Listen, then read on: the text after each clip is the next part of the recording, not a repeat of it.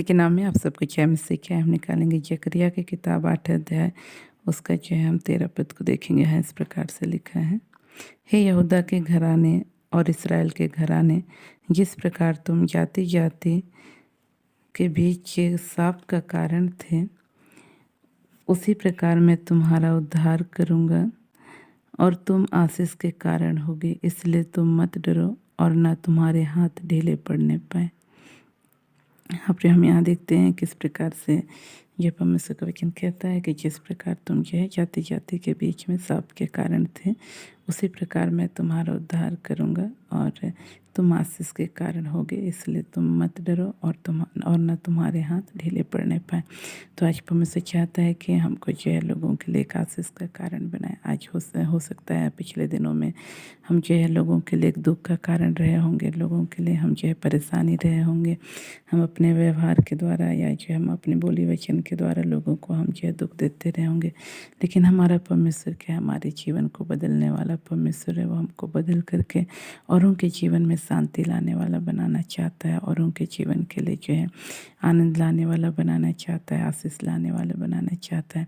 तो आज हमको चाहिए कि हम जो है ना डरें, क्योंकि आज जब हम डर जाते हैं तो हम जो है क्या है लोगों तक जो है परमेश्वर के वचन को हम पहुंचाने के लिए जो है असमर्थ हो जाते हैं। इसलिए हमको डरना नहीं है और हम जानते हैं कि डरपोक जो है परमेश्वर के राज्य में प्रवेश करने नहीं पाएंगे। तो आज हमको परमेश्वर ने डर की आत्मा नहीं दिया है, लेकिन अपनी जो है प्रेम, आनंद और शांति, संयम की आत्मा दिया है।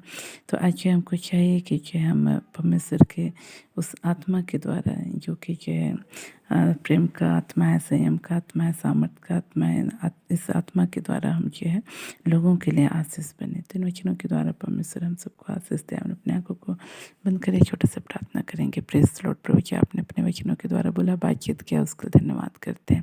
और प्रभु हमारे जीवन को आप औरों के लिए प्रभु जी हालेलुया प्रभु आशीष बनाना चाहता है, उसका धन्यवाद करते हैं।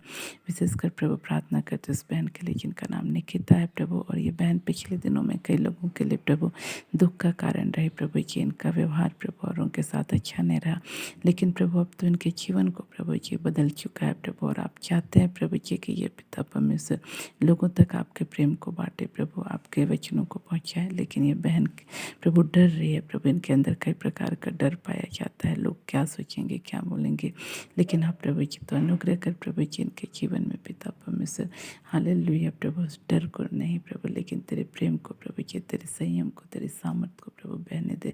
और प्रभु जी तेरी महिमा के लिए बहन उठ खड़ी होने पर कई लोगों के लिए आशीष बन के जीने पाए, अनुग्रह कीजिए प्रभु। इस वक्त मैं प्रार्थना करता हूँ तमाम भाई बहनों के लिए प्रभु जो आज प्रभु लोगों के डर के कारण अपने मुंह को बंद करके रखे हुए हैं, जबकि वे आपको जानते हैं प्रभु जी, और आपके प्रेम को भी, आपके सामर्थ को भी जानते हैं प्रभु, लेकिन डर के कारण प्रभु जी अपने मुंह पर प्रभु लगाम लगाए हुए रखे हैं प्रभु। आप अनुग्रह कर प्रभु जी ऐसे भाई बहन प्रभु यीशु के नाम से डर की आत्मा से आच्छाद हो जाए।